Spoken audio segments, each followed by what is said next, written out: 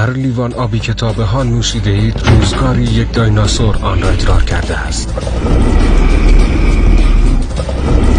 آب نوشیدنی ما حتی از خورشید قدمت بیشتری دارد و میانگین 10 بار توسط مردم دیگر نیز نوشیده شده است. میدانید که حیات جانوران سیاره در آبهای گرم آغاز شده، اما منشأ آب زمین همواره برای دانشمندان یک راز بوده است. البته آب تنها در سیاره زمین نیست. سیاره گلیسه 1214b معروف به جهنم آبی سراسر پوشیده از اقیانوس‌های هولناکی با عمق بیش از 15,000 کیلومتر و دمای مرگبار 120 تا 280 درجه سانتیگراد است. تحقیقات جدید نشان داده اتم هیدروژن آبی که ما می‌نوشیم دارای یک ایزوتوپ خاص است که حدود 1000 ثانیه پس از بیگ بنگ شکل گرفته است. پس هر بار که جرعه‌ای آب می‌نوشی فراموش نکن اتم‌های آن 13.8 میلیارد سال پیش در گیتی شکل گرفته. حیرت آوره، نه؟